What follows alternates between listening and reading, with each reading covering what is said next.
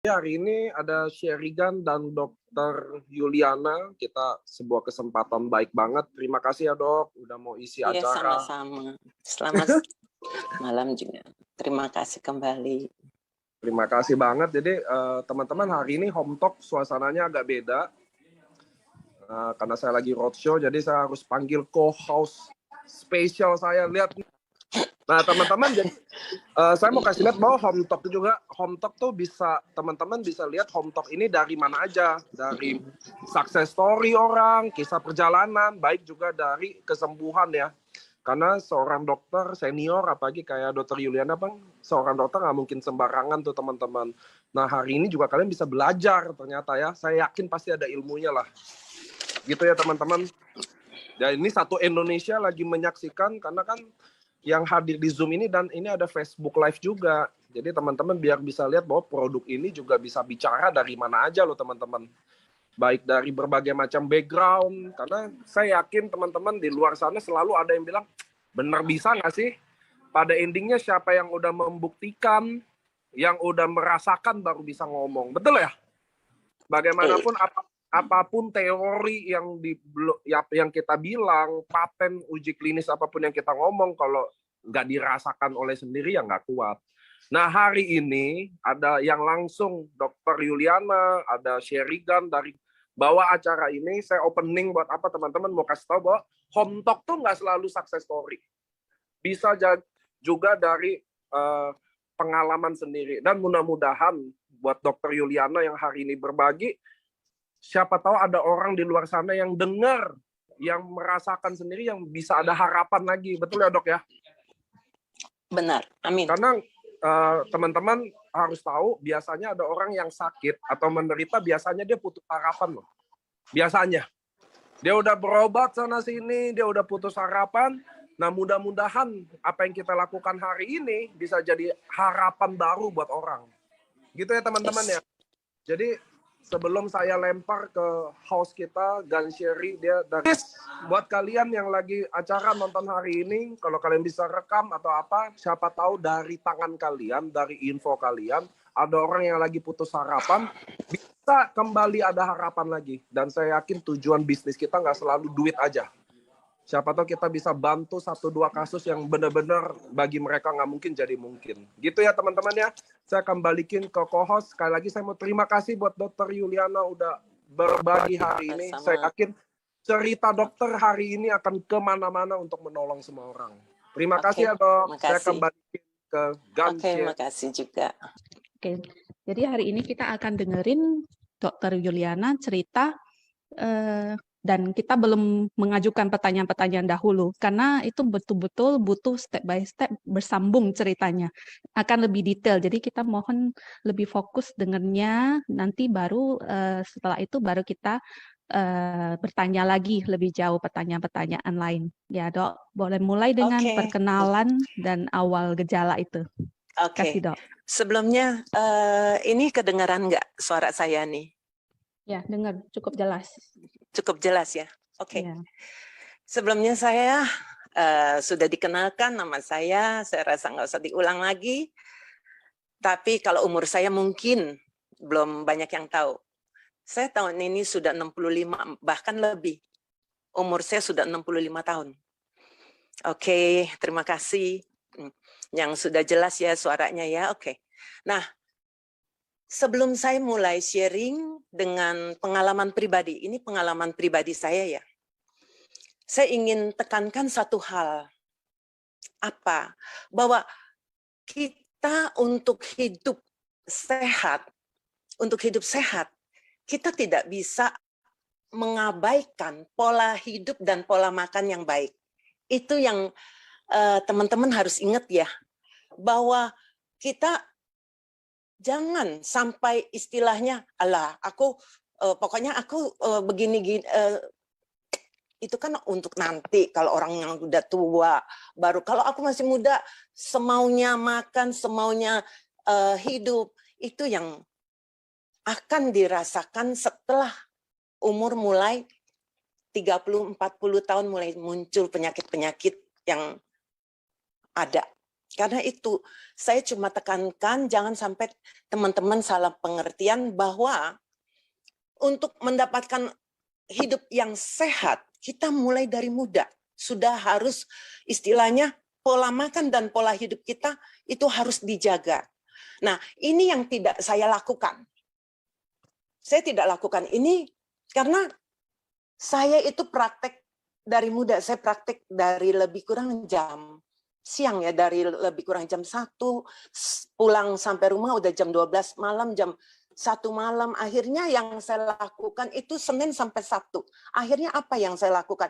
Kalau ada waktu, saya tidak bisa lagi untuk berolahraga karena males. Akhirnya saya inginnya istirahat atau jalan-jalan.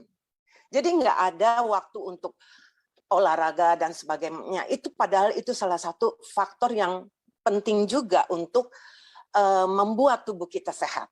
Maka itu janganlah kita lupakan pola makan dan pola hidup. Pola makan tentu yang kita perhatikan adalah kayak gizi makro, gizi mikro. Gizi makro pasti teman-teman sudah tahu, banyak yang sudah tahu, yaitu kayak karbohidrat, protein, dan lemak-lemak, tapi yang kita utamakan adalah yang tidak jenuh. Nah, untuk gizi mikro juga kita nggak boleh melupakan. Ya, itu apa? Seperti vitamin dan mineral, tapi juga kita jangan terlalu berlebih-lebihan ya. Nah, itu aja yang saya ingin tekankan sebelum saya sharingkan apa yang saya alami. Sebenarnya saya mengalami mulai gejala kepikunan itu di tahun 2010. Tahun 2010 itu saya awalnya hanya mulai merasakan agak sedikit aneh kalau saya bicara dengan seseorang atau untuk ingat sesuatu, saya mulai kok gampang lupa ya. Nah, awal-awal itu saya nggak memperhatikan. Saya terus terang, saya nggak terlalu memperhatikan. Apalagi memang kesibukan saya yang padat ya. Saya pikir ya mungkin dengan usia saya udah 50-an, mungkin ya pasti ada degeneratif, kerusakan atau kemunduran dari otak. Ya wajar-wajar saja sih kalau sedikit-sedikit itu istilahnya lupa. Tapi di tahun 2011 yang membuat saya agak syok. Awal-awalnya saya begini. Saya diundang oleh seorang rekan atau kenalan saya, seorang dokter kandungan. Dokter kandungan ini mengundang saya untuk ke sebuah acara. Nah, sebetulnya saya sangat segan sekali, tapi karena sudah 3 kali diundang, akhirnya saya sangat tidak enak. Oke, saya bilang oke dok, saya datang. Itu dalam suasana, kemudian di situ saya pun dalam keadaan ngobrol, bercanda. Ternyata saya diharuskan untuk lakukan tensi, pakai tensimeter digital yang ada kertasnya. Dia jadi setiap yang lakukan tensi itu pasti keluar struk kayak kertasnya itu. Waktu saya lihat struknya itu, kertasnya itu, saya kaget. Tekanan atas saya sistol 168, diastolnya 101. Saya kaget sekali. Kenapa? Saya tuh seingat saya nggak pernah hipertensi. Waktu saya muda malah saya cenderung ke hipo, tekanan darah saya rendah. Makanya saya sampai nggak percaya, saya bilang, bisa diulang lagi, tolong diulang lagi untuk pemeriksaannya. Akhirnya dikasih ulang lagi, memang nggak beda jauh. Dari situ, nah saya sempat konsultasi ke internis, dan akhirnya saya periksa darah semua. Nah, di situ saya baru tahu. Kolesterol saya tinggi, LDL saya tinggi, darah saya kental. Nah, di situ kalau teman-teman mau tahu, saya mulai di tahun itu, yang sangat saya rasakan adalah kepikunan saya. Pada saat saya parkir mobil, saya pernah lupa. Memang saya saat itu belum ngeh sekali bahwa saya ini sudah mulai kepikunannya parah. Jadi saya anggap biasa. Saya udah parkir mobil, saya biasa masuk ke mall. waktu mau pulangnya, kok saya bisa nggak inget tadi di lantai berapa saya masuk, dari pintu mana saya masuk, saya tidak ingat sama sekali. Nah, ini yang menjadi sesuatu yang mengagetkan buat saya, karena istilahnya dari muda, seumur hidup mulai saya membawa mobil, saya nggak pernah mengandalkan supir, jadi saya segala sesuatu, saya harus pikir sendiri, parkir di mana, nggak bisa mengandalkan siapa-siapa. Jadi itu yang membuat saya aneh. Kayaknya saya tadi pada saat saya masuk, saya masih berusaha. Biasanya saya lewat, saya langsung ingat ini di lantai berapa.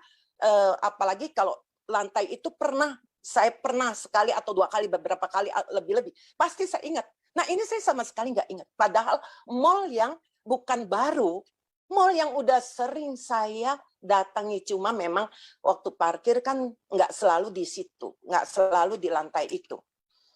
Itu yang membuat saya mulai shock. Saya berpikir, ini ada sesuatu yang tidak beres dengan otak saya. Apa ini? Nah, teman-teman harus tahu, maaf sebelumnya ya, jadi pada saat itu memang saya terbukti, saya mengalami selain demensia, kepikunan, LDL kolesterol saya tinggi, osteoporosis, hipertensi, GERD. Nah, kalau teman-teman bingung dong, oh kok dokter bisa nggak tahu sih sampai tensi dokter bisa begitu tinggi.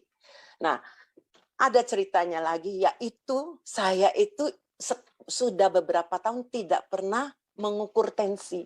Kenapa? Karena pembuluh darah saya itu lagi sedang gampang atau rapuh, mudah pecah. Jadi pada saat saya tensi, cukup 2-3 kali tensi aja, apalagi kalau saya pakai tensimeter yang digital. Itu kalau tensimeter digital, saya nggak bisa 1 kali tensi, saya harus beberapa kali tensi untuk melihat perbandingannya. Jadi kalau saya tensi beberapa kali, udah mulai kelihatan pecah. Jadi tangan saya ini seperti bergaris-garis, bergaret-garet seperti dikerokan apa-apa itu. Saya pernah 1 hari memakai tangan lengan pendek, saya berjalan, saya nggak ngeh itu. Ada orang yang dia bingung liatin tangan saya. Mungkin dia merasa aneh. Ini orang, ini ibu, kenapa ya? Itu tangannya bekas dicakar, karena mungkin karena dia lihat tangan saya yang lain nggak seperti itu, yang kanan enggak. Ini apa? Habis dicakar atau habis apa ya? Nah, saya baru ngeh, oh iya, saya baru kayak sadar, oh dia lagi ngeliatin, oh iya ya, tangan saya kenapa jadi begini ya? Nah, kebetulan tensi saya saat itu selalu normal. Kalau saya tensi normal, memang nggak setiap hari saya tensi ya. Waktu itu berapa hari atau seminggu, 2 minggu saya baru tensi sekali-sekali, itu selalu normal. Karena itu saya percaya diri, makanya saya tidak mau tensi lagi. Setelah sekian tahun, ternyata pada saat saya di acara ini, saya kaget. Ternyata kok mendadak tensi saya sedemikian tinggi. Ini yang membuat saya agak kaget juga.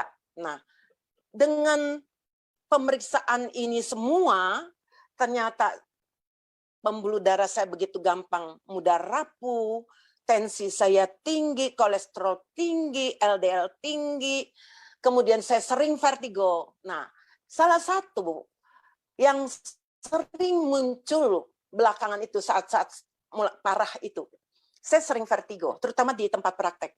Saya praktek itu memang kan dari siang, dari jam 1-an sampai malam. Nah, sekitar sore, kalau saya udah praktek beberapa jam, mungkin saya agak capek dan saya selalu pakai masker. Mungkin itu juga mengurangi kadar oksigen saya. Nah, itu saya mendadak muncul vertigo.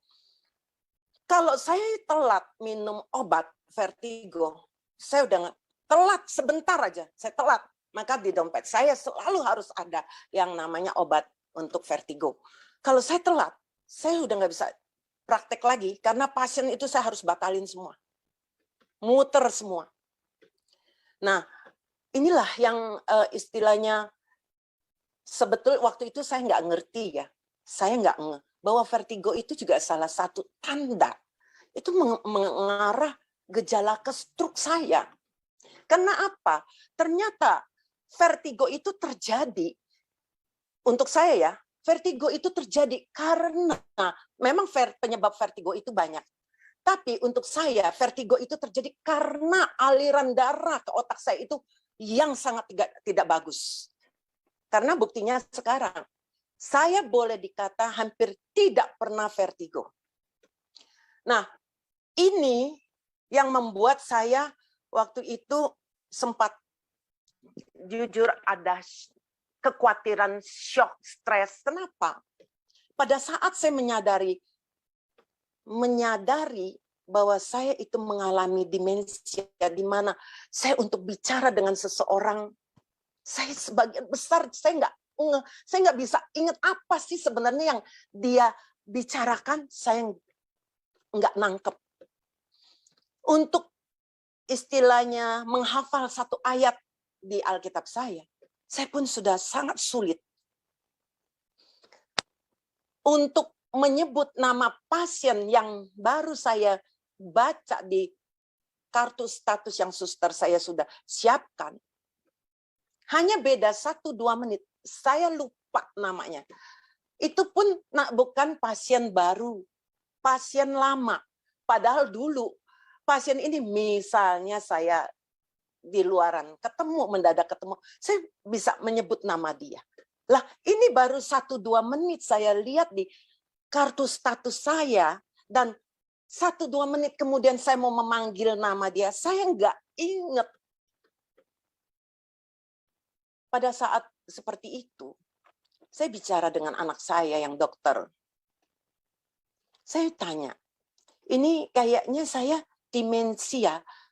Menurut kamu di dunia kedokteran, apa obatnya? Ada obatnya apa untuk demensia? Ini kelihatannya mami demensia. Seperti ini, apa obatnya? Dan dijawab oleh anak saya, nggak ada.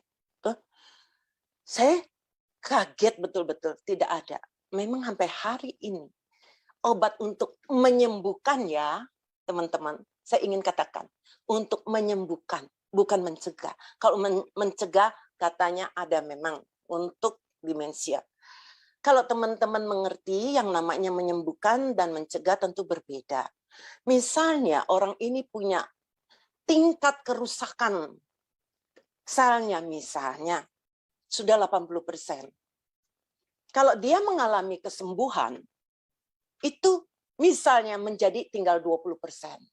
Nah, itu mengalami kesembuhan. Walaupun mungkin tidak 100%. Tapi kalau mencegah berbeda.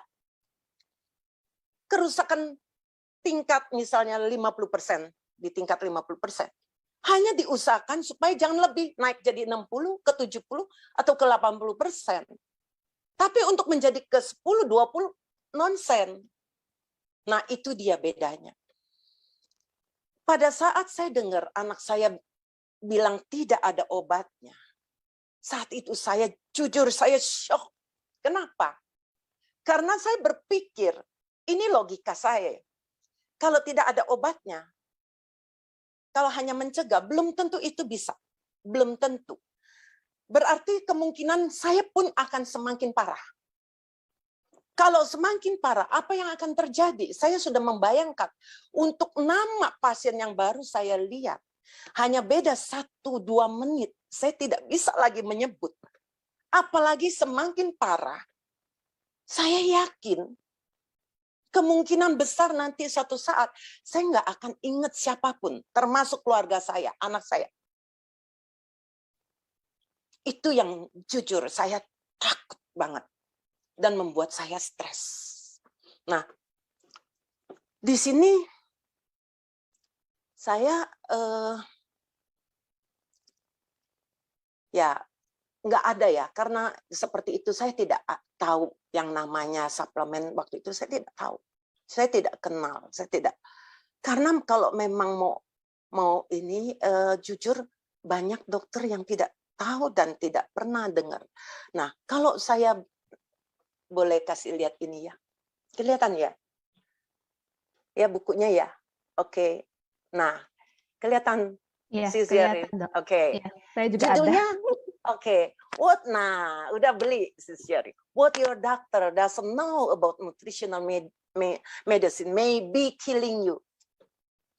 Ini saya dikasih hadiah dari seorang rekan teman saya.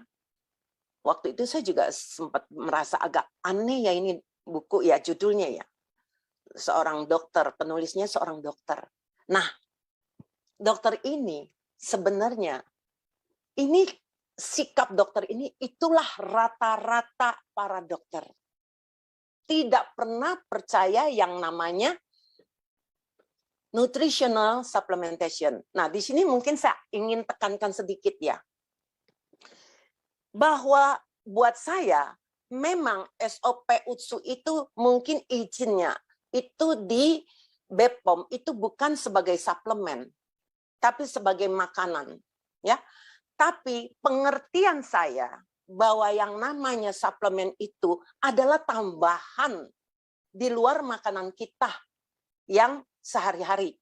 Jadi tambahan yang bisa memberikan apa? Membantu untuk kesehatan kita. Nah, buat saya SOP UTSU ini adalah tambahan juga, suplemen juga. Walaupun untuk istilah BPOM bukan di situ, tapi ini adalah tambahan, nutrisi. Jadi pengertian saya adalah nutrisi tambahan ya. Nah, jadi teman-teman tahu apa yang Dr. Ray ceritakan di bukunya. Nanti teman-teman bisa beli, yang penasaran boleh beli itu.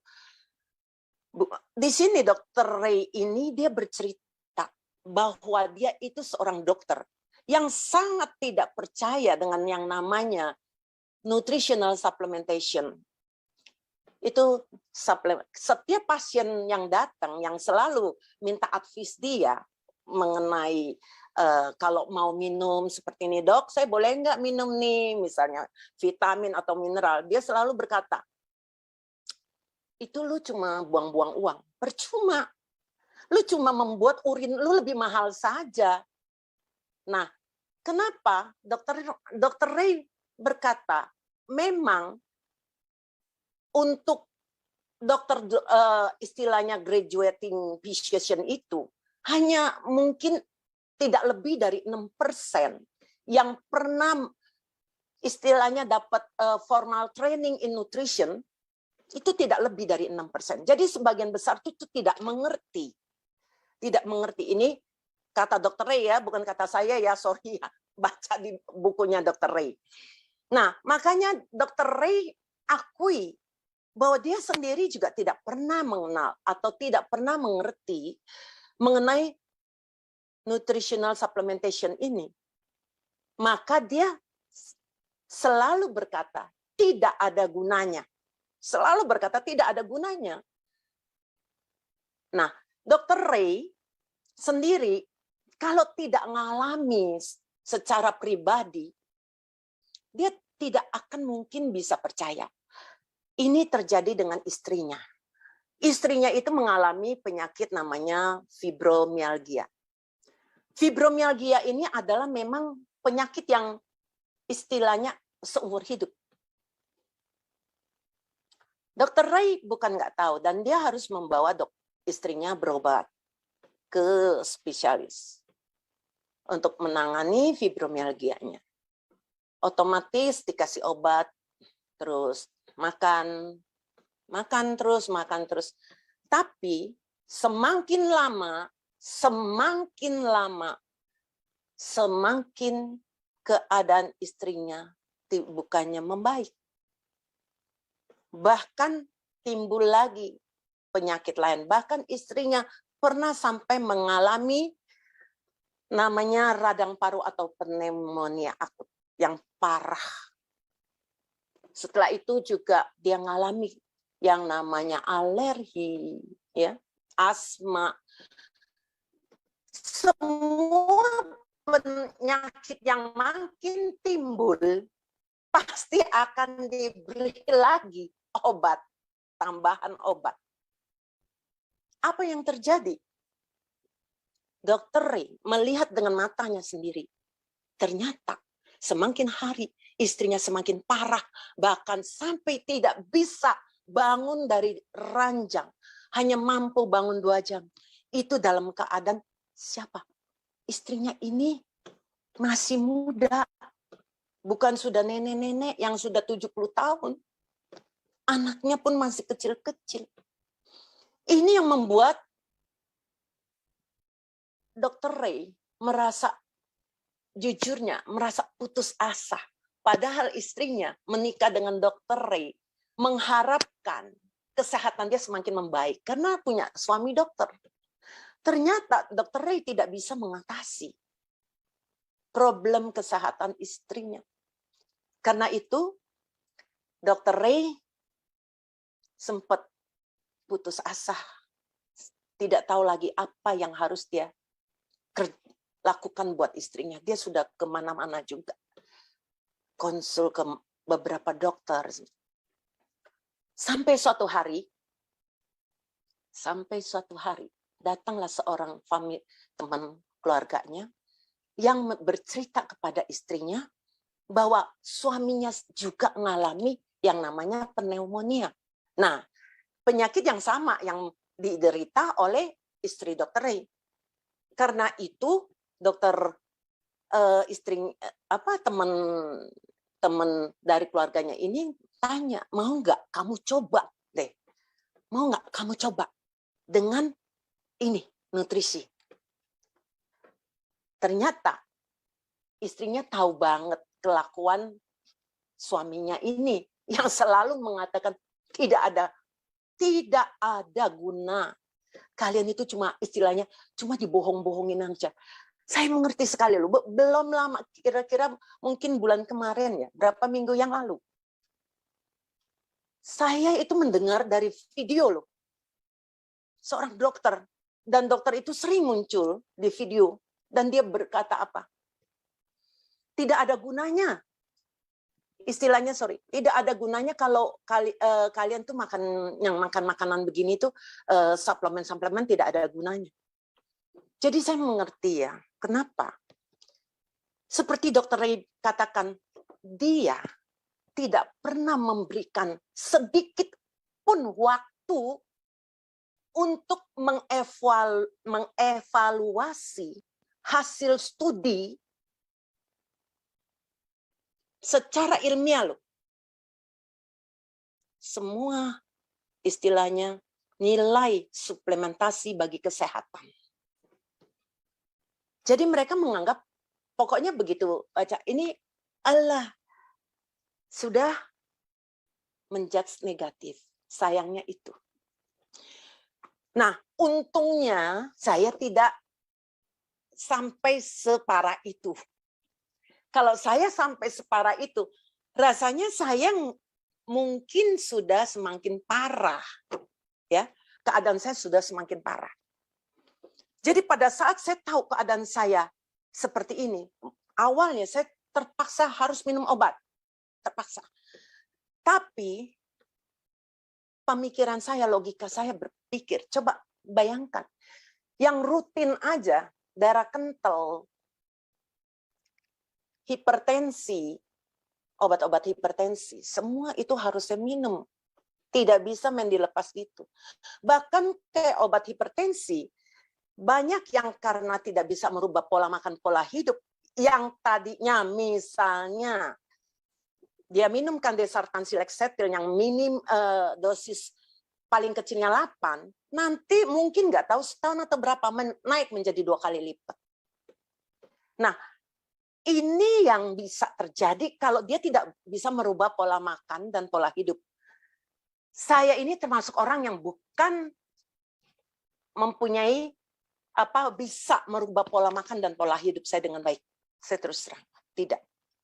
Kalau saya bisa punya pola makan dan pola hidup yang baik, saya nggak mungkin punya penyakit yang demikian banyak.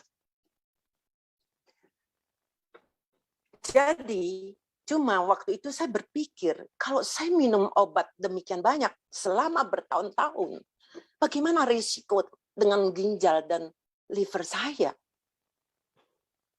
Nah, inilah yang kenapa yang membuat saya sampai berpikir kalau ada alternatif lain yang bisa membantu ya, teman-teman saya tekankan sekali lagi, membantu. Jangan teman-teman berpikir seperti gini loh. Jangan teman-teman berpikir, oh jadi ini ternyata Suba bisa untuk pasien hipertensi loh. Wah, kita tidak usah makan obat hipertensinya, kita makan Suba aja. Tidak bisa seperti itu. Teman-teman harus terkontrol. Dalam arti, untuk obat, teman-teman tidak bisa sembarangan menghentikan obat. Itu yang saya lakukan dulu. Nah, hari ini hampir boleh dikata saya tidak minum obat-obat kimia anorganik. Yang saya maksud kimia anorganik itu obat-obatan dari dokter. Karena obat itu rata-rata sintetis, tidak organik. Ini yang saya tahu. Segala sesuatu yang sifatnya yang sintetis tidak dipakai jangka panjang tidak akan baik sebenarnya buat ginjal liver kita. Maka kenapa saya memungkinkan. Nah, ini sebenarnya saya juga sebetulnya dalam keadaan dipepet istilahnya. Dr. Ray pun sama, istrinya dipepet, ya kan? Kalau kita tidak mengalami dipepet gitu, apa saya mau? Belum tentu.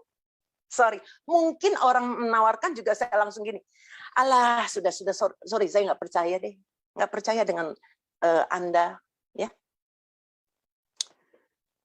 Kemudian yang menjadi pemikiran saya untuk memilih produk pun, saya harus memilih yang sifatnya organik, karena organik itu lebih bisa diterima oleh tubuh kita dan sifatnya lebih aman bagi ginjal dan liver saya. Makanya kenapa setiap produk yang dikenalkan saya, yang saya pertama sering tanya adalah, produk kamu organik nggak? Apalagi di mall, sering sekali. Iya, Bu, ini organik, Bu. Kamu kalau organik, mesti istilahnya kamu harus jujur ya, nggak boleh, karena saya ini dalam istilahnya kalau saya cocok produk kamu, saya itu akan pakai dalam jangka panjang loh, bukan hanya pakai mungkin sehari, 2 hari, atau sebulan, 2 bulan, tidak. Kalau saya lihat itu produk memang masuk di akal dan bisa, ternyata saya cocok, kemungkinan saya akan minum dalam jangka panjang. Apa yang terjadi kalau ternyata itu juga tidak organik? Karena itu, saya tanya, punya sertifikat organiknya enggak? Nah, ini dia. Tidak punya. Tidak punya. Makanya, kenapa saya Suba Utsu saya berani minum? Karena punya sertifikat organik. Kalau tidak punya sertifikat organik, sorry, saya pun tidak mau minum. Nah, jadi itulah yang selalu saya tekankan, untuk selalu saya mencari segala sesuatu itu yang organik. Saya tidak akan mencari yang tidak organik. Akhirnya saya memang kenal pertama kali produk. Waktu itu saya minum, setelah itu betul, saya kelihatan di pribadi saya suatu perbaikan-perbaikan. Memori saya pun membaik. Itu saya harus akui. Memori saya membaik. Tapi aneh, setelah beberapa tahun, memori saya seperti stagnan. Seperti stagnan. Ini yang membuat saya bingung juga. Jadi gini, kalau saya kasih gambaran ya teman-teman ya. Dulu kan saya bilang, waktu saya lagi parah, nama orang, nama pasien yang baru dilihat aja, saya mau nyebut, karena saya pindah posisi dari tempat, misalnya kayak duduk saya ini tempat meja tulis saya. di praktek saya pindah ke dental unit, dental chair saya mau sebut nama itu orang, nggak bisa, lupa. Nah, pada saat memori saya membaik, saya mulai bisa mengingat. Saya bisa menyebut nama dia. Saya bisa menyebut nama dia. Tapi, ada tapi. Kalau misalnya ada pasien saya yang punya, contohnya ada pasien saya punya 4 anak. Itu mereka dari kecil, dari umur berapa 5-6 tahun mereka sudah datang berobat. Mamanya selalu bawa 4 anak. Tapi mulai belasan tahun, mamanya mulai lepas, suruh datang sendiri atau dianterin oleh pembantu atau siapanya, susternya. Nah itu saya masih agak sulit, misalnya 4 anak, anak ketiga yang datang, saya mau menyampaikan sesuatu kepada kakaknya yang paling besar. Saya mau sebutin nama kakaknya, itu saya masih nggak bisa. Tapi nama dia saya nggak lupa. Nama dia saya tidak lupa. Tapi mau menyebut nama kakaknya, itu saya masih lupa. Kalau sekarang, 4-4-nya, rata-rata saya sudah bisa ingat semua. Dan saya bisa menghafal jauh lebih baik. Nah, jadi itu yang saya rasakan. Pada saat itu, beberapa tahun kemudian, saya juga bingung kenapa saya stagnan. Saya kayak sesuatu yang berhenti. Nggak berkembang lagi. Nggak ada perkembangan yang membaik lagi. Sampai suatu hari, saya dikenalkan SOP.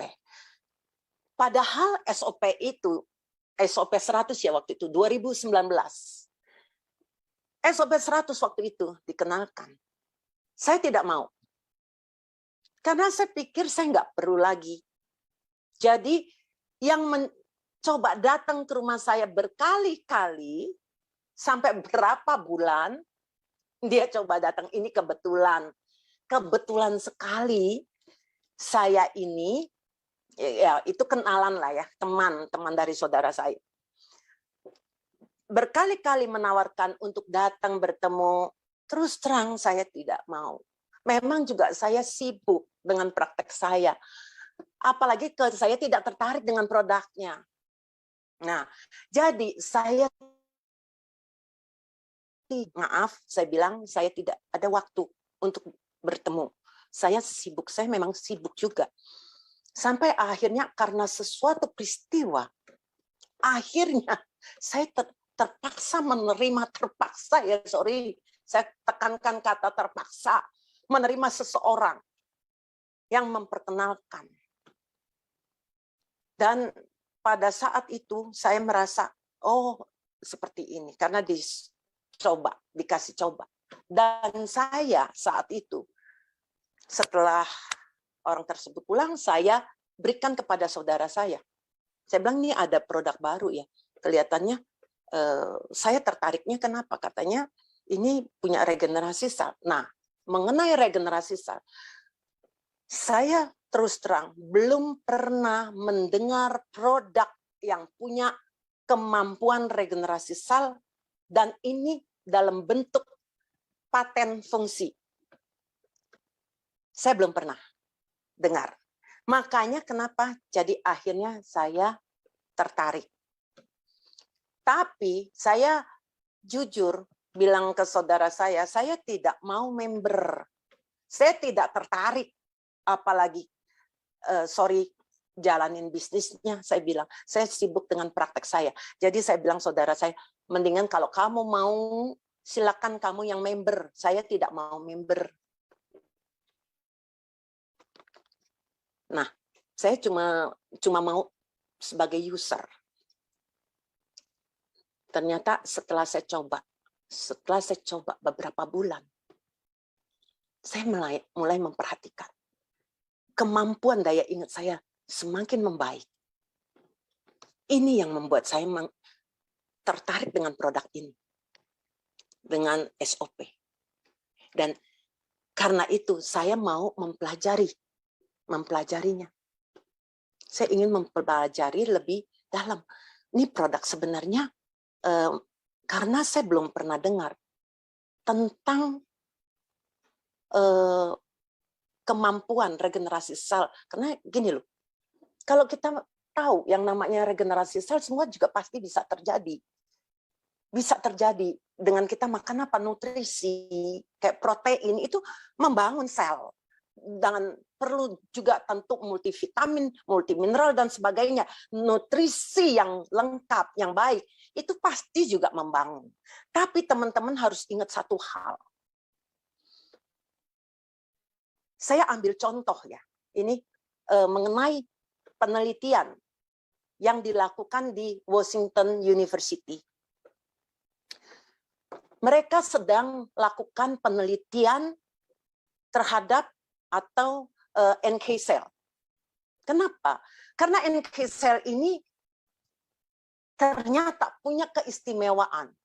Kalau teman-teman mau tahu, saya nih dokter, saya hampir belum pernah dengar NK cell. Pernah, tapi bukan dari kuliah atau apa ya, dari luaran seperti itu. Itu pun hanya sepintas.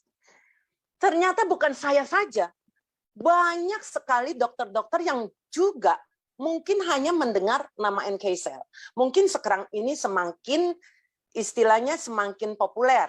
Kalau beberapa tahun yang lalu rasanya belum sepopuler sekarang, karena apalagi nih teman-teman selalu istilahnya memperkenalkan ini loh ada NK cell. Nah teman-teman sendiri tahu nggak apa keistimewaan NK cell ini? Ternyata sekarang ini Washington University saja sedang mengembangkan riset, sedang riset untuk yang namanya imunoterapi. Imunoterapi ini adalah terapi untuk pasien kanker yang istilahnya mungkin sudah di kemo, udah nggak bisa, udah nggak berhasil karena indeks angka kankernya naik terus. Akhirnya diusahakan dengan imunoterapi. Nah, ternyata imunoterapi ini berbasis banyak, ada beberapa yang saya tahu kayak berbasis sel limfosit T ada. Ternyata Washington University sedang mengembangkan ke NK cell. Karena NK cell ini lebih menjamin, istilahnya mereka melakukan riset itu lebih kelihatan hasilnya lebih baik. Dan lebih aman dibandingkan limfosit T. Karena tidak menimbulkan badai sitokin. Nah, teman-teman tahu, bukan seperti, jadi NK cell ini pun kalau mau jujur tidak bisa hanya istilahnya, oh diambil NK cell-nya aja. Ada seperti orang kalau dia istilahnya diinduksi atau dipapar dengan namanya interleukin 12, 15, 18. Itu akan membuat NK cell ini menjadi aktif untuk membunuh sel kanker. Nah, kalau teman-teman baca di Utsukushi, di brosurnya kan, Utsukushi di dalam usus mengaktifkan interleukin 12 dan interferon gamma yang jika digabung akan mengaktifkan NK cell kita. Jadi istilahnya akibat Utsukushi, kalau tanpa Utsukushi belum tentu NK cell ini akan aktif seperti itu. Ini dia yang saya pikir ini adalah tentu riset dari mereka para ahli, profesor AFC di Jepang itu yang menemukan istilahnya saya mungkin formula atau racikan mereka sehingga bisa mengaktifkan NK cell ini. Ini tidak gampang dan tidak bisa asal-asalan. Jadi tentu ada sesuatu yang sehingga bisa membuat NK cell kita menjadi aktif. Bahkan saya baca di beberapa jurnal, ternyata NK cell ini adalah garda terdepan. Garda terdepan. Karena dulu saya juga nggak tahu NK cell itu apa. Saya cuma tahu salah satu ya sel imunitas. Nah, sel imunitas ini memang banyak. Yang saya tahu untuk membunuh sel kanker itu ada dua. Sel limfosit T dan NK cell. Tapi sel limfosit T ternyata yang saya baca, dia bisa istilahnya dibohongin dengan sel cancer, karena sel cancer itu termasuk sel yang sangat cerdas. Dia bisa sembunyi dari sel T, sehingga sel T tidak bisa menemukan dia. Tapi NK cell tidak bisa dibohongin. NK cell bisa menemukan sel cancer tadi. Kalau saya lihat seperti itu, wah ini sel luar biasa sekali. Ini yang semakin menarik saya. Ini yang membuat saya semakin tertarik sekali. Jadi, kenapa saya jadi kepengen istilahnya saya begitu kepengen sharing untuk ke teman-teman saya ya. Tadinya saya bukan apa-apa, mungkin saya termasuk, sebenarnya kalau teman-teman lihat saya, sepertinya saya ini orang yang ekstrovert ya. Sebetulnya saya itu introvert. Tapi karena saya sebetulnya tidak terlalu suka dipublikasikan atau di ini ya. Tapi karena Mrs. Sherry ini selalu sudah berkali-kali berkata kepada saya, Dok, mungkin dokter bisa sharing karena ini bisa memberkati. Tadinya saya cuma pikir untuk share ke teman-teman grup-grup aja yang dekat-dekat atau kenalan saya aja. Tapi saya nggak ingin secara luas ya. Tapi ya karena saya pikir seperti itu Sherry katakan, oke lah, saya cobalah ya dengan maaf dengan banyak kekurangan saya, karena jujurnya saya tuh cuma dokter gigi, bukan dokter umum yang jauh pengetahuan mereka jauh melebihi saya. Nah ini yang saya ingin sharingkan, apa yang saya rasakan dan apa yang istilahnya yang saya tahu.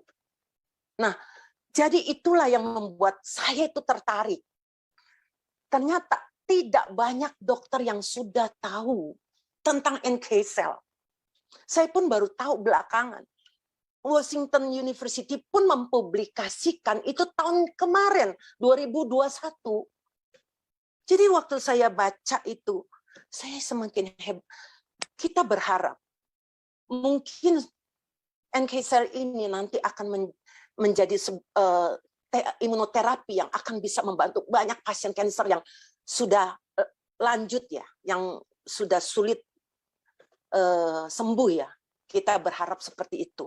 Tapi kalau kita lihat kan artinya bukan NK cell yang begitu aja, tapi NK cell yang memang diproses. Kalau Washington University mereka mengambil dari donor. Kalau kita minum, jadi itu mengambil dari donor kemudian diproses di luar, dimasukkan atau dipaparkan dengan yang tadi saya katakan interleukin 12, 15, 18 itu yang membuat sel-sel NK ini menjadi sangat aktif untuk membunuh sel kanker. Nah, anak saya sendiri sebagai seorang dokter katakan, memang tidak banyak dokter yang memang karena ini kan bukan istilahnya yang umum yang mereka biasa pelajari di bangku kuliah. Jadi anak saya bilang, memang banyak yang belum kenal. Nah inilah waktunya mungkin kita memperkenalkan.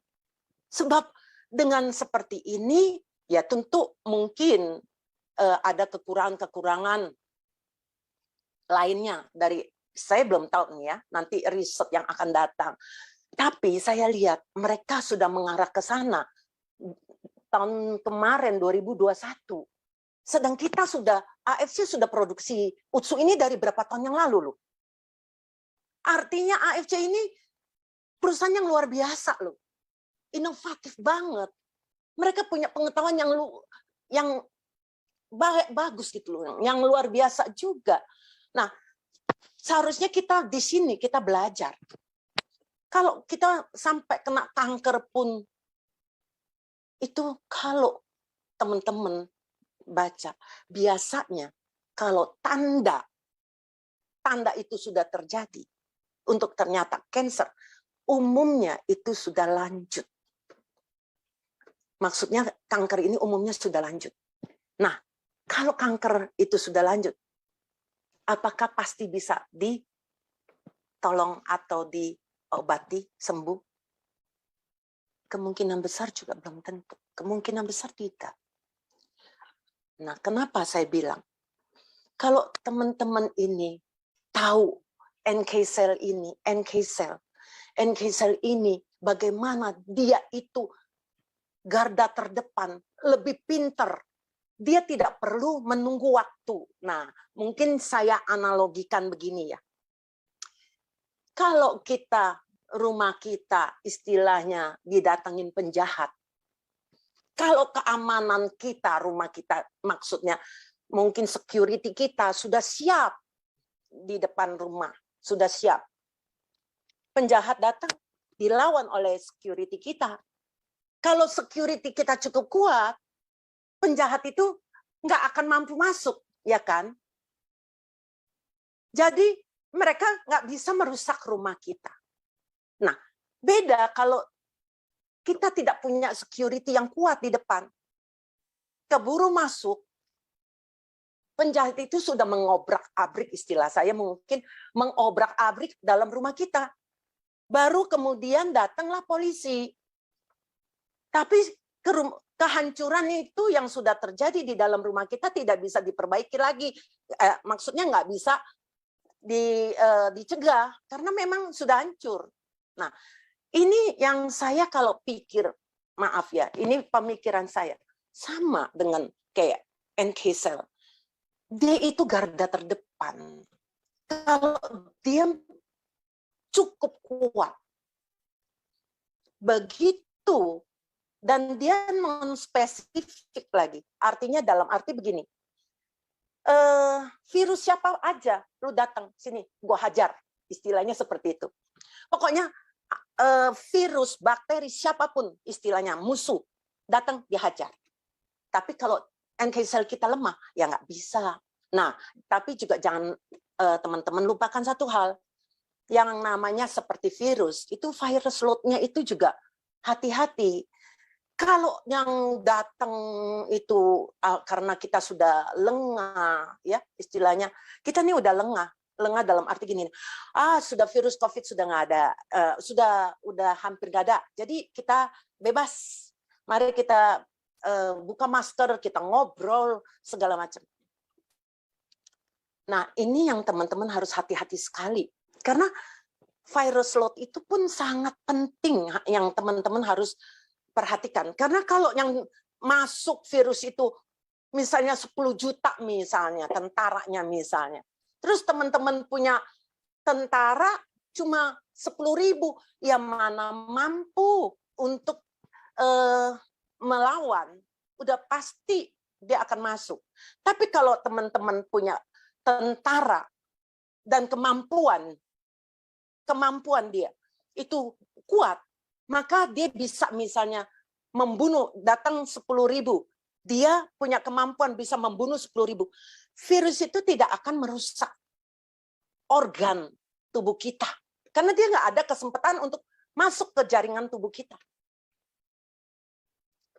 Ini dia yang perlu, yang saya pikirkan. Kenapa perlu?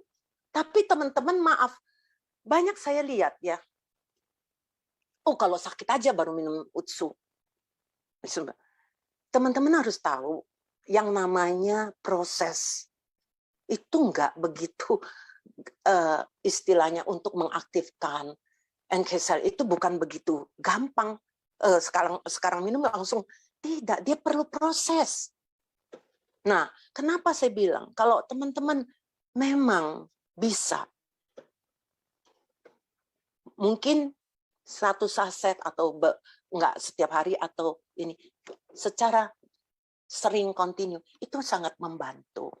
Itu sangat membantu. Nah, nanti mungkin saya cerita kepada mungkin mengenai seorang teman baik saya ya. Ini salah satu yang menguatkan saya juga ya. Teman saya ini dia penderita kanker prostat.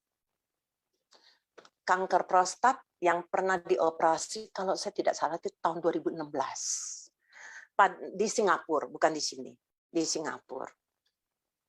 Nah, pada saat dia selesai dioperasi, beberapa bulan kemudian dia dikontrol oleh dokter Singapura, dicek PSA-nya, ternyata PSA-nya yang batas, Singapura punya batas dengan Indonesia berbeda ya. Singapura batasnya tuh 1. Kalau Indonesia batasnya 4. Nilai angka dia sudah 1,9 sekian. Ini yang membuat dokternya sempat kaget. Dan teman saya disuruh lakukan yang namanya PET scan. PET scan ini untuk melihat apakah kemungkinan sudah ada metastase dari sel kanker ini ke bagian organ tubuh lainnya. Ternyata belum, atau tidak ada. Akhirnya disuruhlah teman saya ini lakukan yang namanya suntik hormon setiap 6 bulan sekali. Jadi teman saya mulai lakukan suntik hormon setiap 6 bulan plus suntik NK cell. Nah ini teman-teman ingat, NK cell. Jadi teman-teman ingat ya, NK cell teman saya ini suntik NK cell. NK cell ke China. Kalau dirupiahkan 2 terapi itu lebih kurang, ternyata di rupiahin lebih kurang itu hampir 200 juta. Hampir 200 juta. Nah, teman saya harus lakukan setiap setengah tahun sekali. Jadi, setiap setengah tahun dia harus lakukan. Pada awal 2020, teman saya ini cari anak saya untuk lakukan namanya live blood analysis. Ini adalah pemeriksaan darah yang memang tidak bisa untuk mendiagnosis, tapi hanya untuk screening awal. Nah, anak saya melihat ada tanda-tanda peradangan dekat sekitar liver.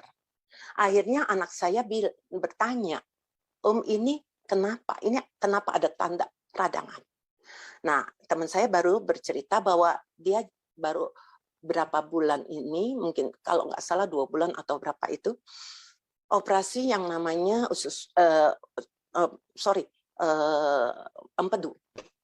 Operasi empedu, tapi anehnya sudah berapa bulan kok kelihatan masih ada radang. Akhirnya anak saya anjurkan minum Suba Utsu tadi. Suba Utsu, kemudian waktu saya tahu begitu, saya juga jelaskan ke teman saya bahwa Suba Utsu ini ternyata bukan hanya untuk radang yang sekarang dia ini, tapi juga bisa untuk mengarah ke kanker dia, untuk mencegah kanker dia. Itu akan sangat baik sekali kalau dia minum. Teman saya tentu karena dekat sama saya, jadi dia percaya ya. Ini kan bicara kepercayaan. Sampai Juli 2020, dia lakukan pemeriksaan darah lagi. Semua lengkap. Hasilnya ternyata PSA dia tidak cuma 0, sekian. Padahal Indonesia punya batas itu 4. Jadi artinya PSA dia itu sangat bagus. Akhirnya dia minum teruslah. Berapa yang dia minum sehari? 2 Suba, 2 Utsu. Nah, sampai tahun ini, Mei tanggal 20, dia berangkat ke Singapura. Tanggal 21 dia telepon saya dari Singapura. Tanggal 21 Mei dia telepon, dia bilang, ini dokter yang operasi dia minta kamu berikan maksudnya apa isinya yang saya minum itu, Suba dan Utsu itu. Kenapa saya tanya? Ini ternyata hasil lab dokternya, jadi dia cerita ke saya. Dokternya itu sudah sangat khawatir dengan keadaan teman saya ini, karena 2,5 tahun tidak pergi kontrol. Sampai dokternya berkata, kalau kamu sampai kambuh lagi, saya belum tentu bisa menolong lagi loh. Makanya dokternya sangat khawatir. Jadi dokternya minta dia periksa PSA-nya semua. Ternyata PSA-nya sangat bagus. Kemudian ginjalnya. Teman saya pernah bermasalah ginjal karena pernah mengalami sakit malaria yang parah. Akhirnya dikasih obat, dan akhirnya obat dosis tinggi akhirnya kehantam ke ginjal dan liver dia. Makanya dokter Singapura ini berkata, ternyata ginjal kamu pun bagus, stabil. Berarti yang kamu minum selama 2,5 tahun ini sifatnya aman buat kamu. Tidak. Nah, jadi dokter ini mengakui, dokter Singapura ini mengakui bahwa Suba dan Utsu yang diminum oleh teman saya selama 2,5 tahun, sehari 2 Suba, 2 Utsu, ternyata tidak membahayakan ginjalnya, tetap membuat dia sehat. Nah, jadi itu yang saya katakan. Ini salah satu juga semakin menguatkan saya bahwa ternyata dokter Singapura itu pun mengakui, dan dokter itu sampai hari ini hanya suruh kontrol aja nanti 1,5 tahun, tapi cukup minum Suba dan Utsu saja, tidak yang lain, tidak suntik hormon juga. Nah, kalau saya bandingkan harga ya, kita bicara harga ya. Coba teman-teman pikir, teman saya ini minum 2 Suba 2 Utsu, kan 6,8. Saya anggap 7 juta lah nanti untuk bulan depan ya, lebih kurang 7 juta. 7 juta lebih dikit ya. 7 juta kali 12. Baru 80 juta lebih ya. Tapi kalau dia berobat hanya untuk suntik tok, sudah 1 tahun, sudah hampir 400 juta. Tapi itu pun hanya untuk NK cell, tidak bisa untuk istilahnya gini loh. Kalau pankreasnya dia bermasalah atau ginjal dia bermasalah, ya nggak bisa. Nggak bisa. Artinya itu kan cuma NK cell. Kalau misalnya untuk regenerasi ya nggak ada. Suntikan NK cell-nya itu ada regenerasi selnya nggak? Ya nggak ada. Nah, jadi kalau teman-teman, mungkin disinilah teman-teman bisa berpikir dan menceritakan atau membandingkan untuk orang-orang yang selalu berkata mahal. Mungkin teman-teman bisa sharing ini. Seperti itu. Jadi murah ya. Oke. Ternyata murah banget ya katanya. Iya iyalah. Kalau kita mikir, coba teman saya malah sekarang ya, kulit mukanya kelihatan, jujur dia hampir 70 tahun ya. Beda berapa tahun dari saya. Dia juga kelihatan seger. Kelihatan energi. Bahkan waktu sempat dia cerita, dia pergi naik mobil satu dengan saudaranya, itu kena COVID, dia ya nggak kena COVID. Jadi selain ke muka, ke kulit, kemana, ke organ, yang terutama ke organ-organ yang kita nggak pernah tahu, yang mungkin mulai degeneratif, karena degeneratif itu pasti terjadi. Untuk semakin usia dia semakin tinggi atau semakin tua, pasti degeneratif itu pasti terjadi, nggak mungkin tidak terjadi. Nah, kalau degeneratif itu semakin lama, semakin banyak, semakin lebih banyak dibandingin regenerasi selnya, makanya nggak heran kalau nanti kelihatan semakin tua, keriput, penyakit degeneratif, organ-organ rusak, muncul penyakit-penyakit degeneratif lain, otomatis itu otomatis, kita nggak bisa menghindar. Karena itu kenapa kita butuh yang namanya Suba. Suba untuk apa? Untuk membantu regenerasi sel kita. Seperti itu.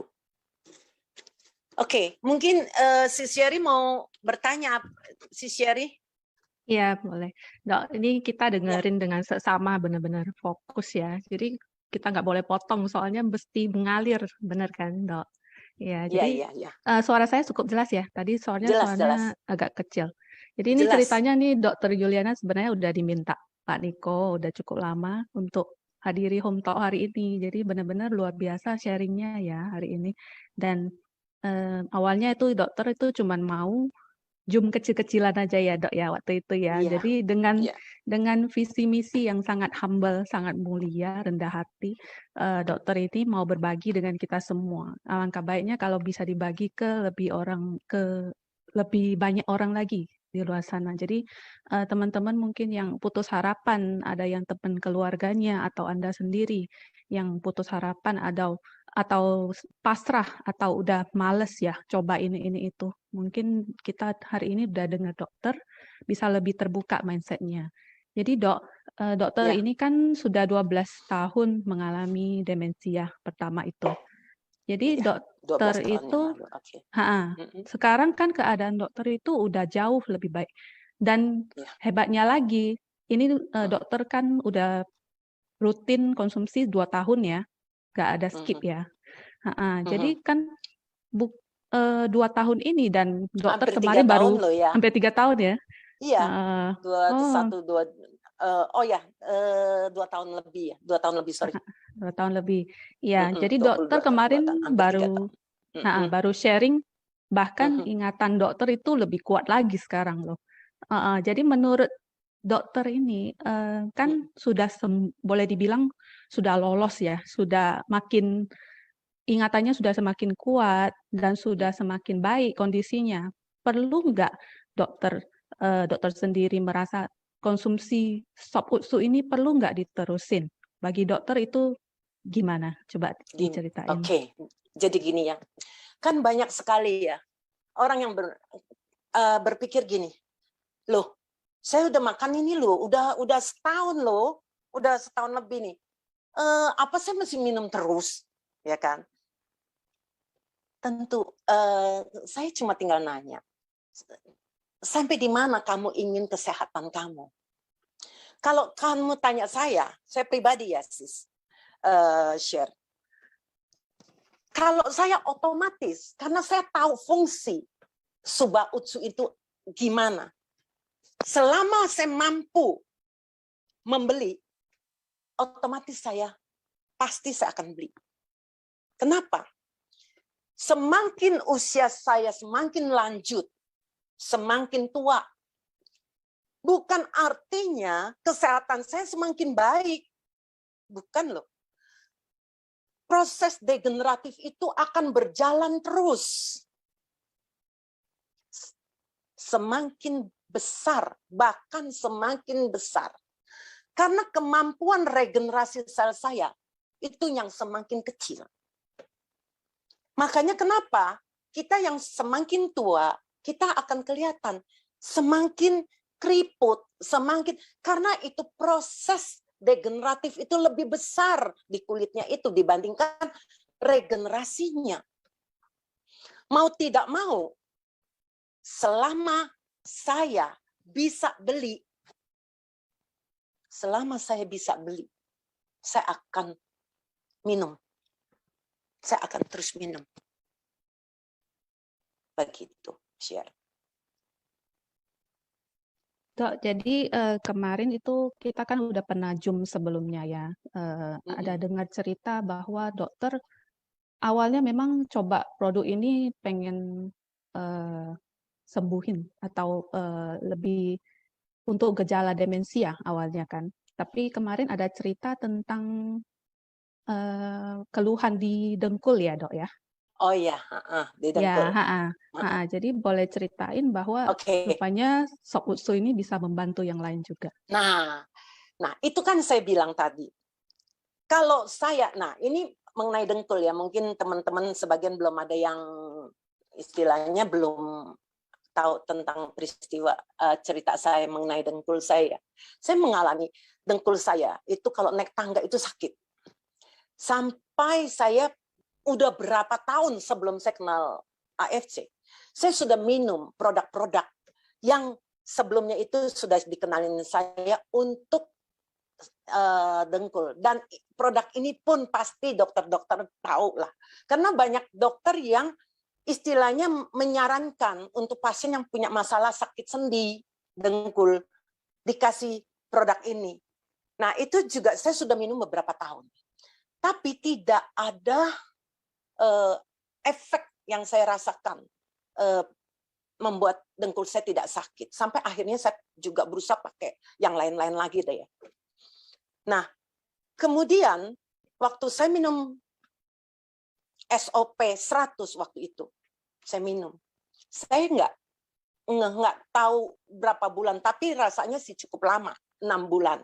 Nah, inilah yang saya katakan lagi teman-teman. Jangan teman-teman itu hanya demi istilahnya supaya cepat closing tuh teman-teman sering istilahnya gini loh, memberi PHP, pengharapan palsu ya, pemberi harapan palsu. Oh, minum aja. Nanti lihat seminggu 2 minggu udah, itu mungkin terjadi kebetulan buat orang-orang tertentu ya. Saya nggak mau menjudge ya, sorry. Saya tidak mau menjudge. Tapi kalau logika saya yang pakai secara medis, rasanya nggak begitu cepat loh. Kenapa? Karena kenapa dengkul saya sakit?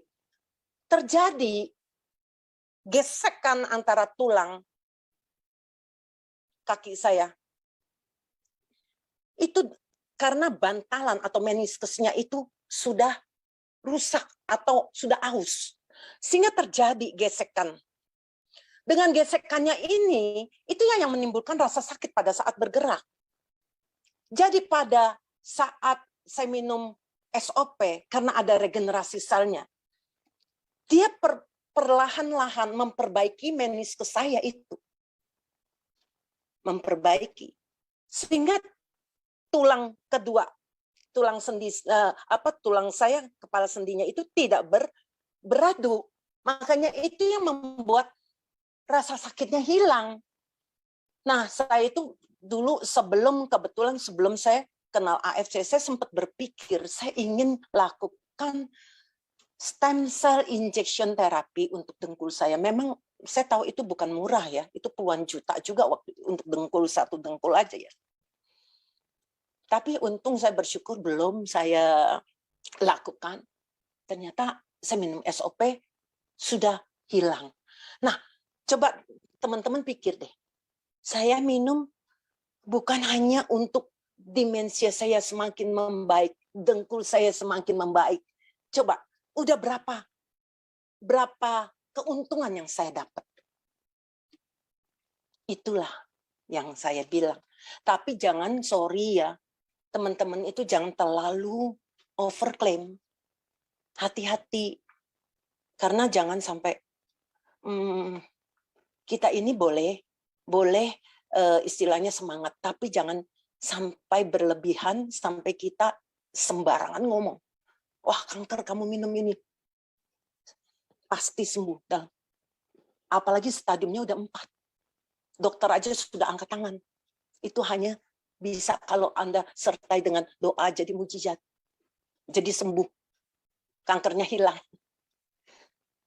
Kalau untuk saya, sorry, saya ini dokter harus lebih realistis ya melihat. Nggak bisa sembarangan asal-asalan ngomong. Ini yang saya, jujur saya takut. Bahkan kalau saya lihat banyak istilahnya testimoni yang buat saya kayaknya sedikit sesuatu yang nggak masuk akal saya. Kadang-kadang saya jujur, saya juga agak segen ya untuk share. Karena kalau saya yang share lebih celaka lagi. Karena saya dokter, wah ini dokter overclaim. Kadang-kadang saya juga jujur agak takut di situ. Agak nggak enak. Jadi kadang-kadang saya juga agak berpikir. Jadi maka kenapa saya bilang, teman-teman boleh semangat. Tapi juga jangan lebay. Jangan overclaim. Sampai orang akhirnya nggak percaya. Malah akhirnya orang sangat tidak percaya. Kenapa? Tidak percaya. Karena itulah terlalu overclaim yang tidak pada tempatnya. Seperti itu. Ya, oke. Oke, Dok. boleh diceritakan dokter ini kan makannya konsumsi udah 2 tahun lebih ya. Itu takarannya gimana tuh selama ini dari awal hingga sekarang? Kalau awal saya jujur aja cuma 1 SOP, 1 UTSU.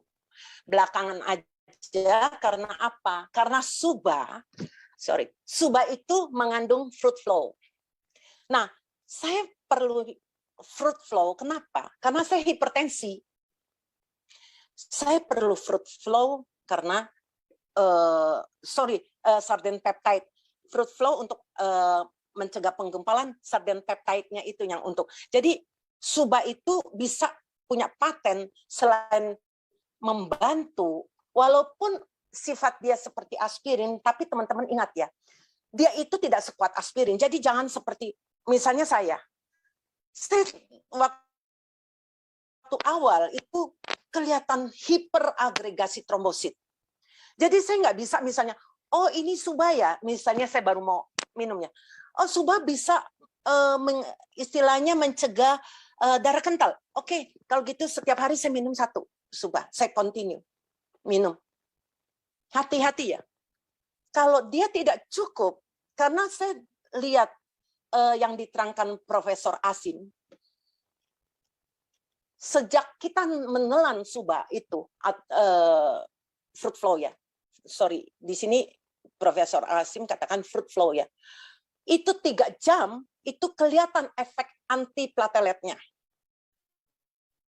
Tapi 18 jam kemudian dia sudah kembali ke normal.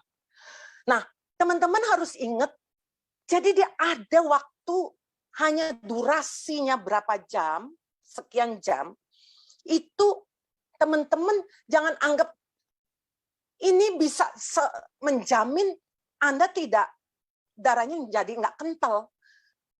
Kekentalan itu pun sangat tergantung. Karena kalau kita periksa darah, itu ada yang namanya ADP1, ADP2, ADP5, ADP10. Itu berbeda-beda. Jadi kalau Anda itu terlalu kental sekali, mungkin bukan 1 Suba, mungkin bisa 4 Suba baru bisa membantu. Tapi malah saya jujur, saya nggak berani Anda langsung minum seperti itu, lebih baik di-combine dengan misalnya ada suplemen lain yang sifatnya untuk, karena saya minum itu. Saya tidak minum aspirin waktu saya ngalami yang namanya hiperagregasi, saya tidak minum yang namanya aspirin Plavix itu, saya nggak minum. Jadi saya minum dari nutrisi, suplemen. Dan ternyata itu yang membuat saya sampai hari ini saya punya agregasi itu normal. Bahkan kalau saya minum lebihan dikit, saya pikir ini gara-gara ini pernah sumbatan di otak saya seperti begini. Saya lebih cenderung ke arah hipo. Saya tambahin, memang betul jadi hipo lebih normal, bukan normal, tapi hipo ke arah normal stick. Tapi masih hipo. Nah, jadi itu yang saya alami pribadi. Jadi, tapi nggak bisa, karena kita harus tahu keadaan kita. Sama seperti misalnya orang hipertensi, orang darah tinggi. Nggak bisa loh, misalnya dia dikasih obat, dosis pertama yang kecil, kemudian dinaikin, karena nggak mempan, dinaikin lagi. Nggak di situ terus, bisa dinaikin lagi. Nggak mempan, dinaikin lagi. Demikian juga dengan kolesterol. Jadi tidak dengan istilahnya dosis yang sekian pasti menjamin dia punya kolesterol normal, tidak. Itu sangat tergantung juga sampai seberapa keparahan atau beratnya atau kolesterolnya. Sama dengan Suba. Nah, saya tekankan satu lagi mengenai kolesterol. Jangan mentang-mentang di UTSU itu mengandung yang namanya lactic acid bacteria. Yang saya baca di UTSU itu ternyata itulah salah satu faktor yang membuat, yang pengetahuan sekarang itu adalah membantu menurunkan kolesterol. Terus jangan teman-teman berpikir gini nih, yang kolesterolnya udah tinggi apalagi. Kalau gitu saya minum utsu aja, nggak usah minum obat kolesterol. Wah, ternyata kolesterolnya tinggi lagi. LDL-nya mungkin 100, misalnya kolesterolnya 250 atau 300. Dia minum 1 utsu. Waduh, itu mah gawat. Itu bisa berbahaya. Ya. Jadi hati-hati. Ya, hati-hati sekali. Jangan berpikir hanya mendengar, oh ini salah satu bisa menurunkan kolesterol, tidak lagi artinya tidak memperhatikan takaran yang cukup. Terus stop obat. Itu yang tidak boleh sembarangan. Oke. Oke, share. Oke, Dok. Ada Dok, lagi? jadi boleh.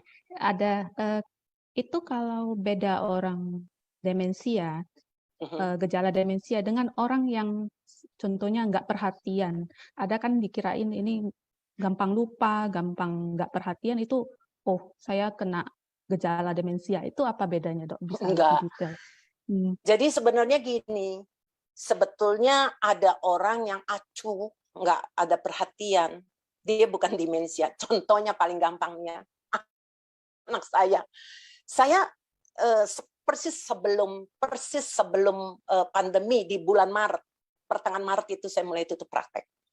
Diumumkan saya mulai tutup praktek. Sebelum itu, mungkin di awal Maret atau ini saya masih keluar. Itu saya nyetir mobil. Anak saya ini jalan. Anak saya 2 orang jalan. Dia jalan duluan. Dia jalan, ya udah. Saya pulangnya anak muda, mungkin kakinya lebih cepat ya. Dia jalan dulu lagi. Jalan dulu, saya pikir dia udah ngerti ke tempat parkiran. Saya tinggal ikutin. Ternyata saya lihat dia mengambil arah yang salah. Anak saya yakin belum pikun. Berarti mereka terlalu menganggap remeh. Menganggap, oh, di sini loh. Padahal mereka nggak ada perhatian. Cuma kira-kira kayaknya di sini letak. Tidak ada perhatian. Bukannya mereka pikun. Gitu. Jadi sebenarnya kalau yang namanya demensia itu ya memang kayak saya itu karena penyumbatan. Kebetulan waktu saya mulai merasakan gejalanya, saya mulai jujur sempat stres karena saya membayangkan. Terus jadi makanya kenapa saya berusaha. Oh ya, jangan ada orang gini, wah kalau gitu jangan kayak Dokter Yuliana tuh. Nggak perlu tahu kita nanti jadi stres kayak Dokter Yuliana. Dia sudah bisa membayangkan apa yang bakal terjadi nanti kemudian hari. Makanya dia stres. Ini salah. Ini saya udah dengar berapa kali loh pasien mau periksa darah. Mendingan saya nggak periksa. Kenapa? Daripada nanti saya stres, mendingan saya nggak tahu. Waduh, ini gawat ini. Kenapa? Orang seperti ini yang menganggap nggak perlu tahu. Tahu-tahu dia stroke. Dia stroke. Saya ini termasuk mujizat. Kalau mau jujurnya, saya itu udah stroke. Kenapa? Saya tiap malam mau tidur, saya tiap malam tidur, kalau bangun pagi, ini semua tangan saya semutan. Udara dingin, AC kamar saya dingin, itu tangan saya semutan. Kenapa? Itu karena menandakan peredaran darah saya di tepi, di periferi ini tidak jalan dengan benar. Maka semutan. Nah, kemudian vertigo itu pun salah satu, karena jalan darah ke otak saya tidak lancar, ada sumbatan.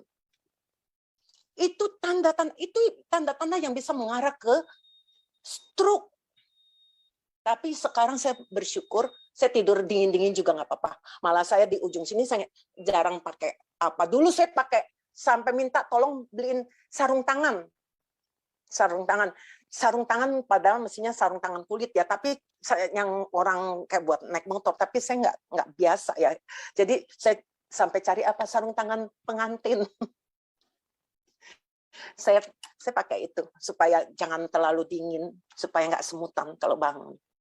Nah, oke, share. Jadi itu yang saya Mungkin ada pertanyaan lagi, mungkin ada pertanyaan apa yang sharing? Itu kalau mengenai takaran ya, kan disarankan itu bagi orang yang sudah rutin konsumsi obat hipertensi, diabetes dan sebagainya. Menurut dokter itu takaran itu baiknya gimana tuh menurut dokter? Takaran ya. Kalau takaran itu memang relatif ya. Kalau dia Iya, benar. sehat-sehat, badannya kecil, rasanya 1 utsu atau 1 suba itu udah cukup ya kalau badannya. Lah kalau kayak saya ini beratnya 72 kilo. Tinggi saya 170. Kayaknya kalau 1 suba, 1 utsu memang agak-agak kurang ya. Jadi mestinya 2 kali. Tapi lucunya waktu saya awal minum 1 SOP 100 selama berapa bulan, itu juga tetap berasa loh hasilnya di dengkul kanan saya. Itu luar biasa juga, saya pikir luar biasa juga. Karena rutin ya dok, tidak pernah skip ya? Ya, saya setiap hari saya usahain minum. Oke. Dokter mungkin bisa ceritain singkat mengenai orang yang rutin atau enggak itu bedanya apa gitu? Oh, nah kalau gitu ini kebetulan terjadi ya, terjadi kepada orang dekat saya. Tahun 2021, bulan Juni, Juli. Itu kena COVID. Saat itu kan COVID Delta. Nah, bagaimana saya melihat orang yang rutin, enggak rutin sih sebetulnya, satu keluarga, suami, istri, dan anak. Tapi saya ya enggak rutin sekali ya, tapi suka minum lah. Nah, pada saat kena COVID, itu kan selalu satu kamar. Jadi satu kamar selama berhari-hari. Itu ya pasti virusnya itu udah boleh bilang sudah merata. Sudah meratakan. Nah, Anda coba bayangkan saat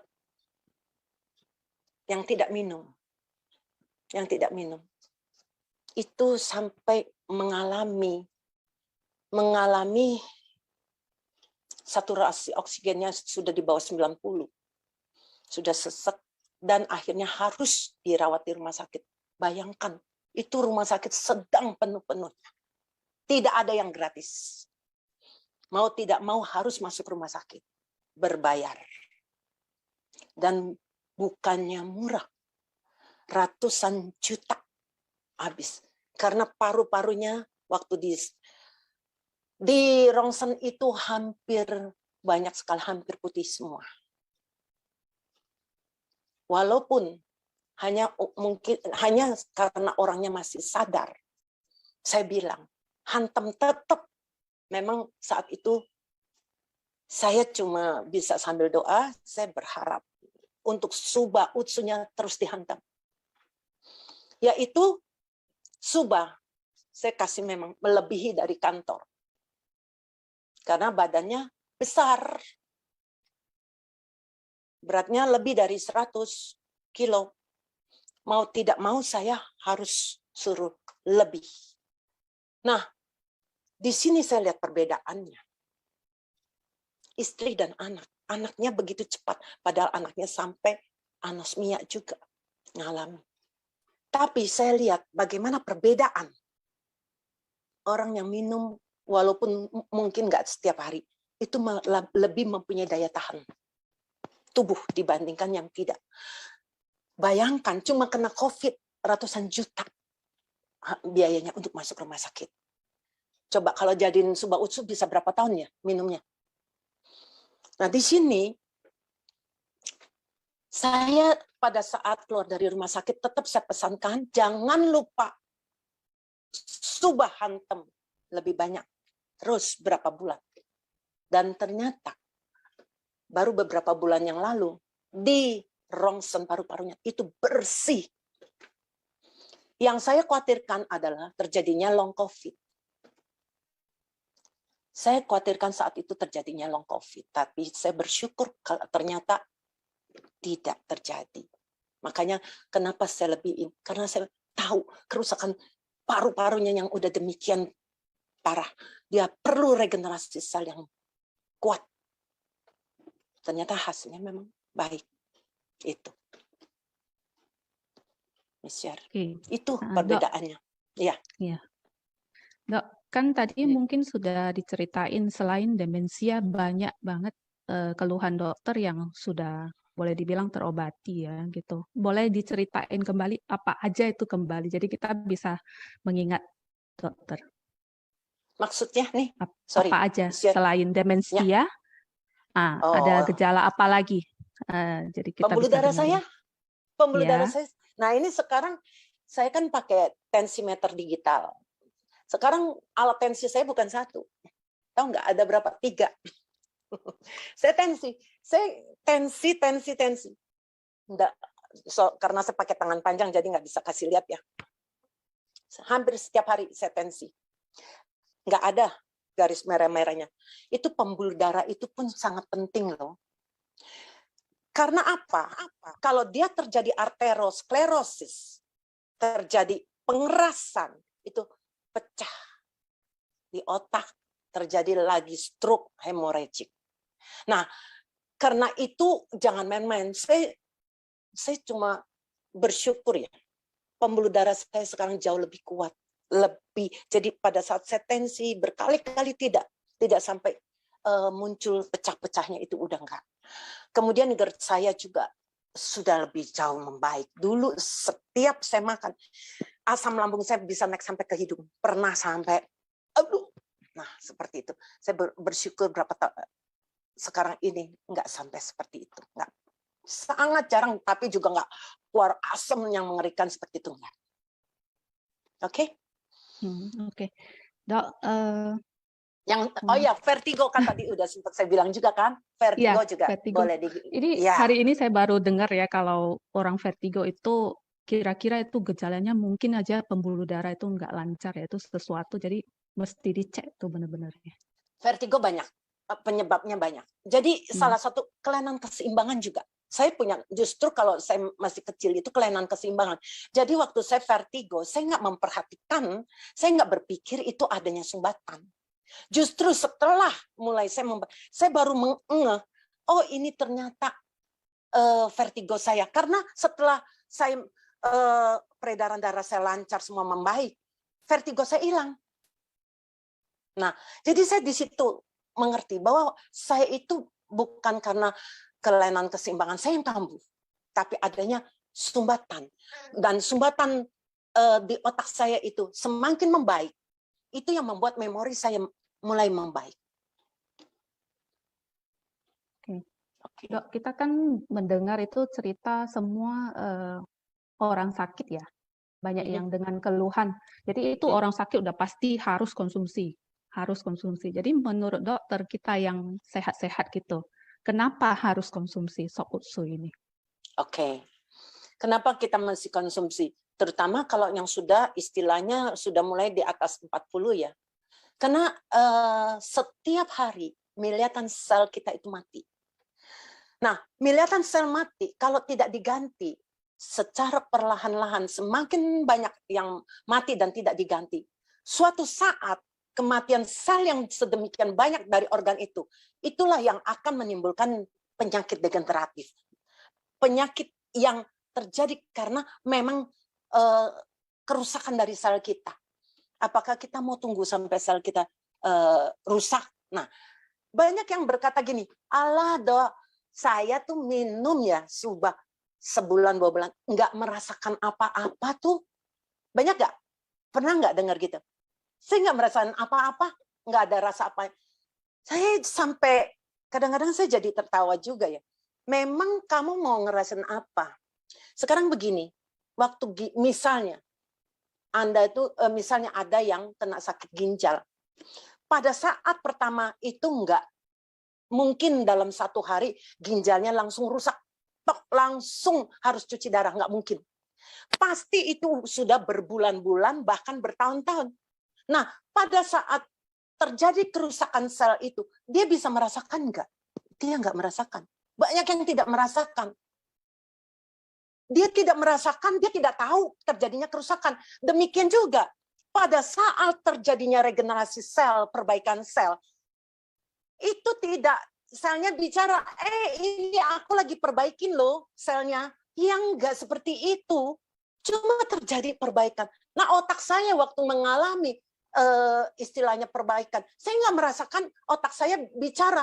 Nah, cuma saya setelah sekian lama, setelah sekian bulan-bulan, saya baru mulai merasakan tandanya, cuma tanda. Wah, oh iya ya, kok saya mulai bisa ngingat ya, oh ini ya, itu tanda. Ya kan?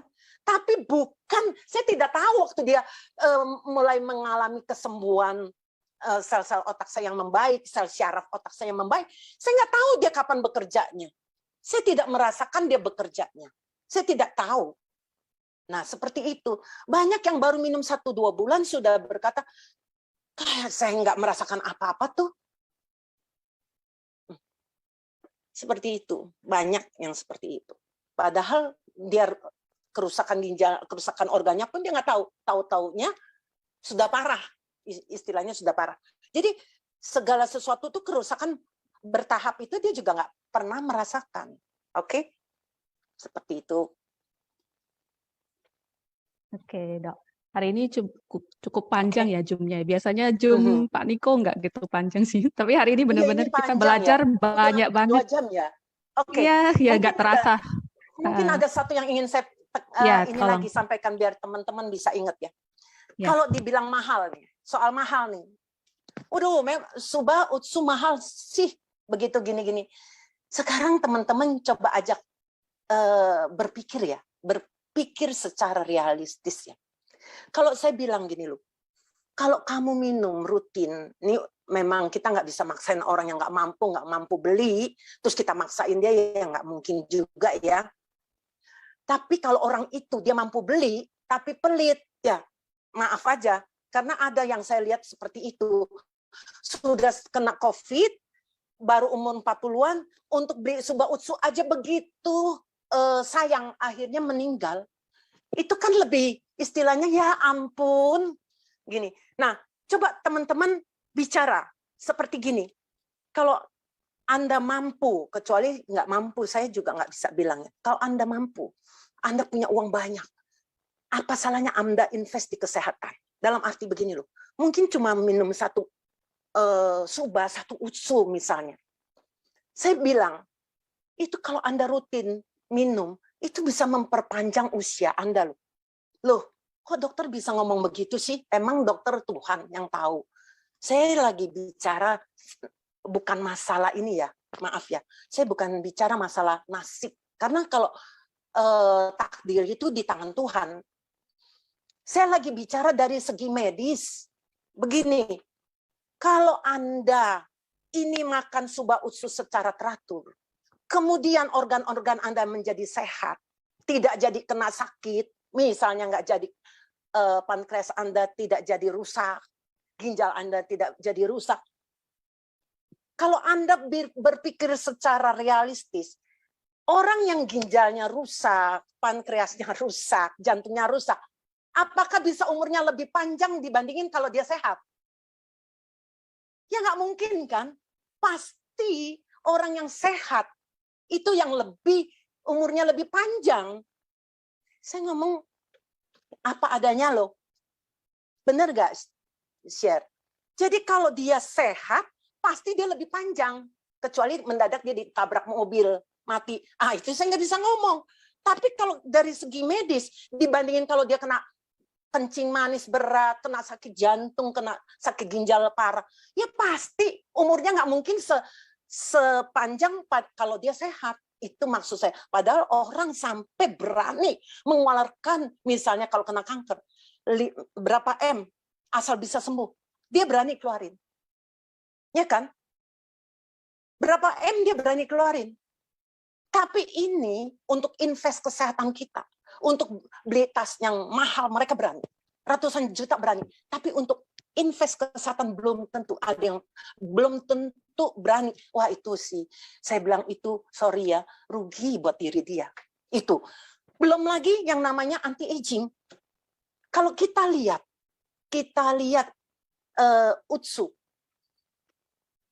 Bagaimana orang sampai harus suntik DNA salmon untuk supaya wajahnya itu kelihatan jadi lebih muda, ya kan? Terus biayanya berapa? Bukan main itu. Nah, kalau kita minum Utsu, selain membuat, walaupun tentu tidak secepat orang suntik, ya kan? Tapi tentu ada perbaikan. Bagaimana dengan kulitnya, bagaimana dengan bukan hanya kulit, tapi imun dia jauh lebih baik, lebih tahan, supaya tahan terhadap penyakit, terhadap sel kanker, bagaimana NK sel dia semakin mampu membunuh, begitu ada sel kanker dia langsung bisa membunuh, jadi belum terjadi kanker. Itu kan banyak sekali keuntungannya. Ya. Oke. Masih ada? Dok. Dok, Oke. ada kata-kata penutupan nggak untuk Zoom malam ini? Gitu ya, kalau kata-kata saya cuma bilang, mungkin teman-teman bisa belajar di sini. Kita bersyukur di perusahaan AFC. Karena sampai hari ini jujur, ada perusahaan-perusahaan yang meniru-niru seperti AFC. Tapi kalau kita mau jujur, kita tentu harus melihat produknya itu bagaimana. Quality control-nya gimana, ya kan? Itu nggak gampang untuk menghasilkan produk yang luar biasa, yang artinya begitu baik. Itu nggak gampang. Jadi, saya katakan, kita bisa di AFC, kita bersyukur. Bisa minum produknya, lebih bersyukur lagi. Jadi, kalau teman-teman bisa, silakan. Ya, paling enggak ada minum. Jangan tunggu, wah sakit, apalagi kanker baru saya mau minum. Kemungkinan juga terlambat. Oke? Begitu ya. Oke, share.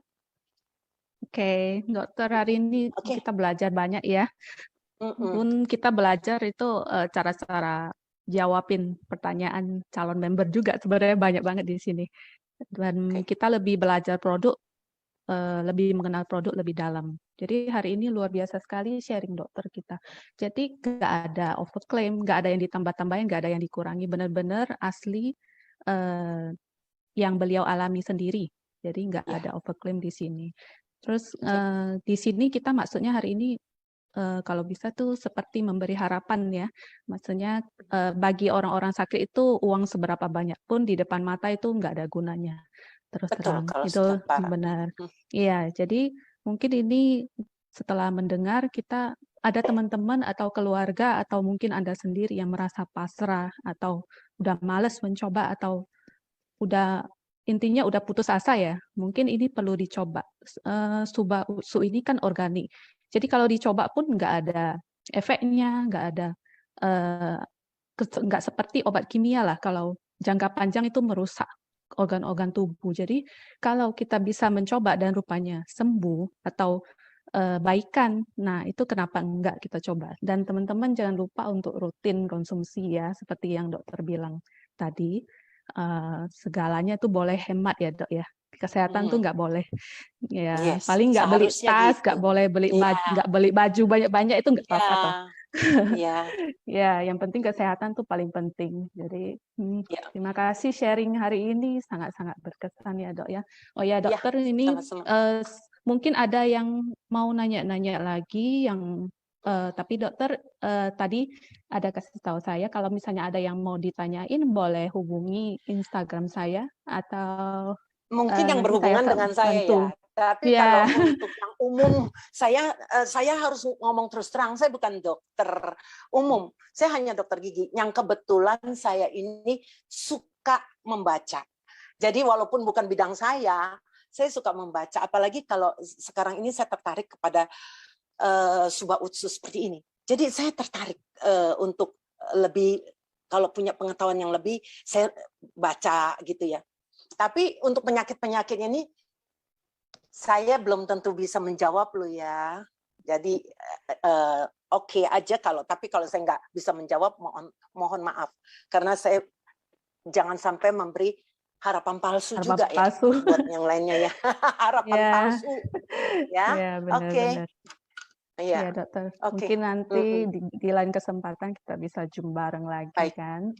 baik. Dokter. Terima kasih atas Baik, waktunya malam ini ya. Cukup ya panjang hari sama-sama ini. ya teman-teman. Oke, semoga sukses semua Terima kasih ya. semuanya. Oke, Tuhan Ya, berkati semuanya. ya, God Oke, bless. Thank you. God bless. Yuk.